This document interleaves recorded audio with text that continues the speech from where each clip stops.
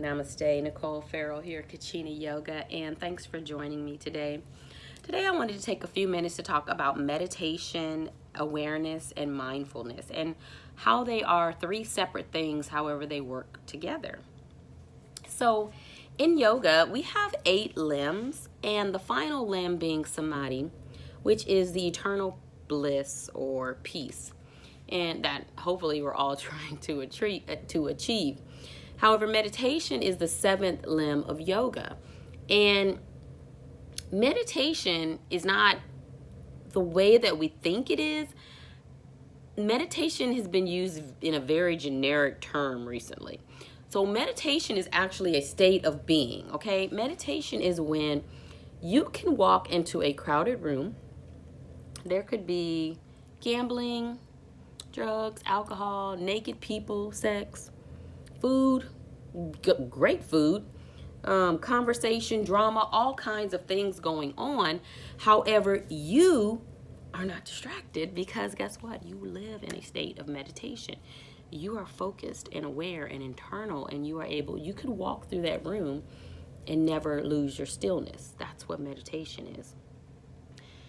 The stage before meditation is concentration, and that is what a lot of the meditation that we see in the West, a lot of the meditation that we see in the West is concentration, okay? Which is great because we do need to practice concentration in order to get into meditation. And then the stage before that is awareness. And awareness is desperately needed. Even if you never get into a stage of meditation or samadhi, awareness is so desperately needed because I'm talking about more internal awareness. Not aware of your surroundings. That we always know we need to do, being physical beings, be aware of our surroundings. But I'm talking about the awareness that is internal. Okay? So in order to practice awareness so that you can get into the concentration, so that you can get into true meditation, which will lead you to samadhi, if you are a person who is having a hard time getting into meditation, I wanted to share a few little just basic tips. They may be something you've already heard, but if not, then hopefully they can help you. So when you're practicing awareness, you have to kind of deprive your senses, you have to deprive your senses. You have to practice, it's what it's really called. It's pratyahara, it's sensory deprivation. So the eyes, all of the senses, the eyes, the sight, the smell, the taste, the hear, the touch, all of those senses require a certain amount of energy. And when you are using that energy constantly, you cannot take the energy and pull it inside. So when you take and turn that off, all of those senses, then you are able to get into a self-awareness easier. So there's a few ways you can do it. One is to focus on your pranayama or your breathing. So an easy way to do that is naturally the body rises the belly on the inhale and it naturally falls on the exhale. So if you were to just sit and concentrate on nothing but mentally saying, not verbally, mentally noticing the inhale, noticing the exhale, and just set your timer for 5 minutes. All you're thinking about is inhale and exhale. That's going to help you to discipline yourself every day for 5 minutes, okay? Now, to take it even deeper, you can do it in the dark because that's another sensory deprivation. Of course, when you're doing it, you can do it with your eyes closed or open, but I do suggest your eyes closed because we get distracted. We spend a lot of energy with our 2 eyes. That sight, we use a lot of energy for it, and we don't even realize it. So turning off the lights makes it even darker, and it takes you into deeper into your senses. Yes, you're going to start to hear things. You're going to hear little things going on. It's okay. Just as long as it's not anything that has to be handled, then allow it to happen. When we are in our practice of awareness, we We're going to have thoughts that come up, okay? So we got to realize that those thoughts, they come and go. So when they come, just allow them. Don't focus on them. Don't feed them any energy, but allow them to come and to go. So don't think that because thoughts came up, because you have all this clutter in your mind, that you're not able to get into meditation. You definitely are. Set your timer for 5 minutes. Inhale and exhale as the thoughts come and go. Allow them to do that. Sounds come and go. Allow them to do that. Go into the dark, into a dark room. You could even do it in the bathtub. It's even better because you're bringing in the element of water, which is healing. But also the silence helps a lot. My mom used to always use that term, silence is golden. I know she probably just wanted us to shut up, but it is indeed true. Silence is golden. A lot of people cannot be silent. Just talking, when I'm talking right now, is using a large amount of energy that I could be taking inside and practicing my internal awareness, but I'm sharing this video with you. So silence, practicing silence. There's a reason why these Buddhist monks go into these silent states for months and years sometimes, because it takes you deeply into meditation, trance, and eventually into samadhi. So practicing awareness is going to be the first stage. And like I said, 5 minutes in the silence, in the dark, with your eyes closed, focused on the inhale and the exhale, telling yourself silently in your mind that you notice the inhale, exhale. As the belly rises, it inhales. As the belly falls, it exhales. That's all you need to concentrate on, nothing else to begin with. That's going to take you into awareness. Now, that's going to naturally lead you into mindfulness, because as you begin to become aware of your energy, which is what it's going to do for you, you begin to notice the difference when your energy is thrown off, because you can't know what's throwing your energy off if you don't know your energy. You have to really know it. And the only way to do that is to practice self-awareness. So, like I said, 5 minutes to start off, man. It seriously helps. It's going to take you deeper into that concentration as you begin to do some guided meditations and things like that, or you begin to have your own experiences. That's what it's going to lead to. So the mindfulness is something that you want to be practicing on a daily basis. I mean, you should be mindful of your body. You should be mindful of your mind. You should be mindful of your energy, not just your energy and what it feels like to you, but your energy and how it affects others and how it affects the environment as well, because it does. Your energy is such a strong force. Everything is energy, that sometimes we leave really bad stinks in the environment. Really bad stinks. If you think about somebody who just smelled really terrible walking by you, that's sometimes what you feel like when your energy is just bad. People can feel it, and you're in a bad mood, and you're walking around, and you're all stressed out, and you're worried, and you got all this stuff going on, and you're angry and things like that, or sad or depressed. Other people, not just you, can feel that energy. The animals can feel it. The environment can feel it. Trees can feel it. Everything can feel that energy, because everything is indeed energy. So being mindful of your body, being mindful of what you put into your body. Okay, you want to put living foods into your body. I'm not saying that everybody should give up eating meat. Eat what you like, but be mindful of it.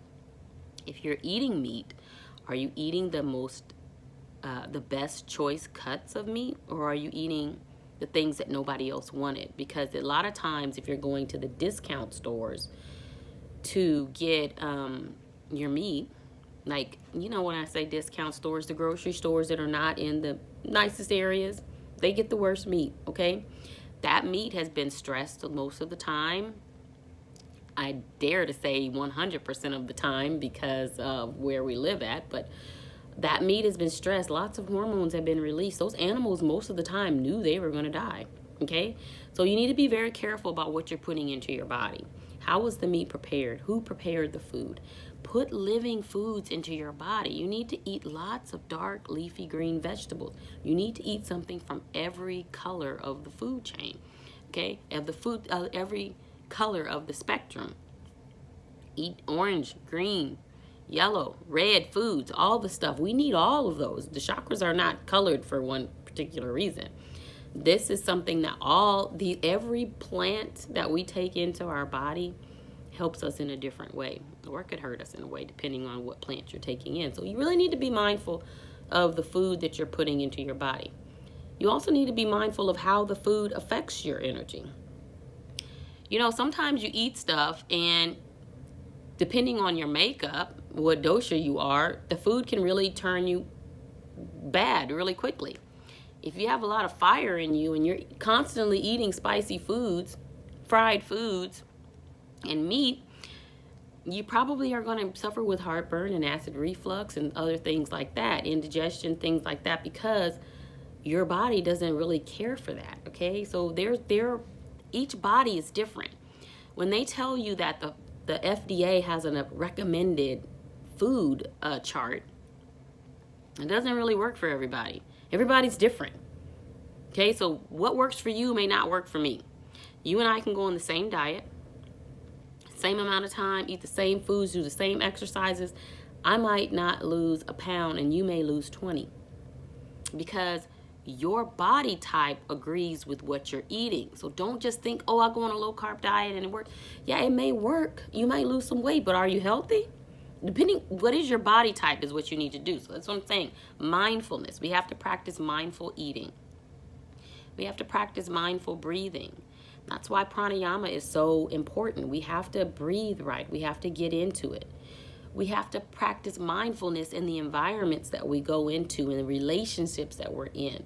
We need to practice mindfulness in the jobs that we work. How is this affecting me? What is it doing? Am I happy with what I'm doing? Or every day am I going home depressed? Okay? We need to practice mindfulness with everything that we do. Everything. Not just during quiet times of meditation, but always being mindful and aware so that we can definitely get into that self-awareness within our body. We could go into the same room, okay, and I could feel that that person over there has pain, and that person over there is going through something at home, and that person over there is just generally unhappy with themselves, and this person has low self-esteem. And you could go into the room and you could feel like, oh, this is a great party, everybody's happy, and they're just hiding it. But you won't know that until you learn your energy. And once you learn your energy, you begin to notice other energy.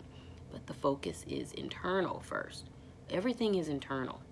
Everything started internal. All of your senses started internal. Like I said, all of these senses that we have, they take up a lot of energy. To smell, to hear, to see, to talk, to touch, to taste, to feel. All of these senses take up energy. Now, when our senses are just running wild, then that's energy that's unchanneled, and we could harness that energy to take it inside and become more aware of ourselves. So sensory deprivation is good. Now, when I say sensory deprivation, one thing that I like to do also getting into meditation is sensory deprivation tanks. The water floats, the saltwater floats are awesome and amazing. If you're a person who can't swim and you're scared, guess what? The salinity of the water has a natural buoyancy, and it just allows you to just float. You just float, you close your eyes, it's dark, you can use music or not. I recommend not, but it's up to you. Some people need it. And it's dark in there and it's quiet and you feel nothing. And guess what you do? You go internal. There's all kinds of things that can get you into your meditation. You just have to find what works for you. Because in order to get into, like I said, real meditation, you have to learn the self-awareness and the concentration first. And then you'll be able to get into real meditation, which is like the most amazing feeling. Sometimes you see, there's things going on around you that are so outrageous, yet you're not affected. Because guess what? You're, like the Bible said, you're in this world, but not of it. So everything doesn't deserve your attention. Everything and everyone does not deserve your attention. Quit feeding things that don't serve you. That's including your body. Quit feeding your body things that don't serve you. Quit feeding your mind things that don't serve you. And quit feeding your energy things that don't serve you, okay? You've got to take action, and you've got to be disciplined, and you've got to bring your awareness on how things affect you. Some people can feel things so strongly or so empathetic, like I said, and others feel nothing. They won't say they feel nothing, but they don't feel it as strongly. So they might not need to do the same things that you need to do to protect your energy, okay? You are the ultimate protector of your energy. When you think about the body and the energy in the body as a sponge, then you think about everything that interacts with you, whether it be a person, place, or thing, has an energy. Everything is energy. And you take that in if you don't have any type of protections built up. So you've got to learn your energy so that you can know how to protect your energy. And then you can know how other energy affects you and how your energy affects others. So stillness, darkness, sensory deprivation, pranayama. And another one I'll tell you about that is really good if you're a person who doesn't like to be still, walking meditations. Walking meditations are amazing. When you're practicing a walking meditation, if you have earphones on and it's not something like some type of mantra or some type of frequencies that raise your vibration, then don't do it. We're doing meditation, not listening to music. We're not exercising, okay? So you want to be walking with your hands at your side, not swinging them all out of control, because then your energy is focused on your hands and whether you're going to hit somebody or hit a tree. Very just regular walk. And you can either walk with your hands in front of you. A lot of times you see, people from other countries walking around the neighborhood. They have their hands behind them because it's keeping the hands focused, okay? Keeping the hands activated and engaged into something that's not all over the place.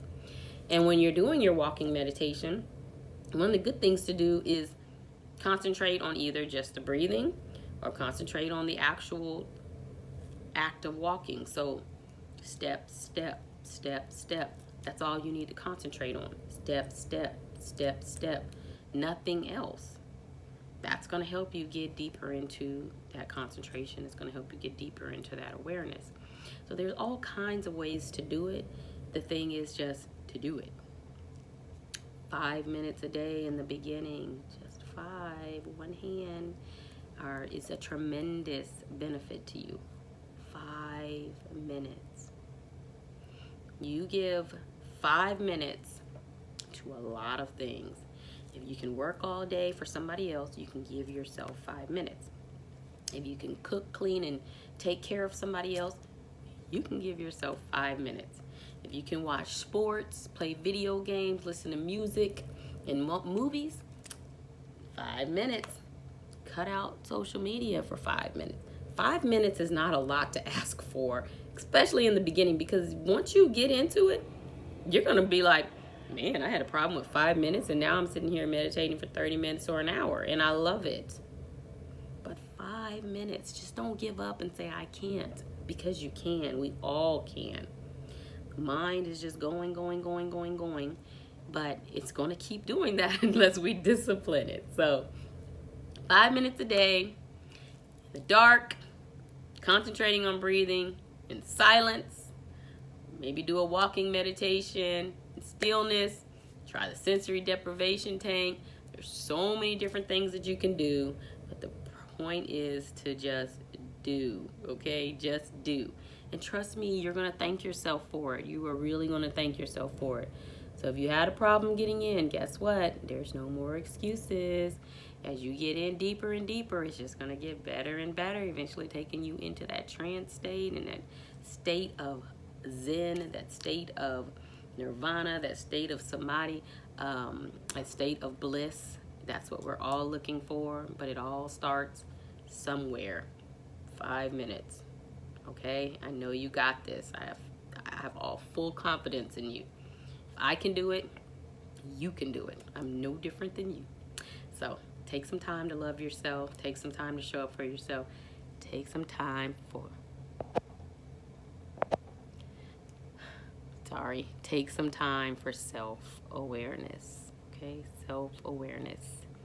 Until I see you again, the divine in me bows in gratitude to the divine in each and every one of you. Namaste.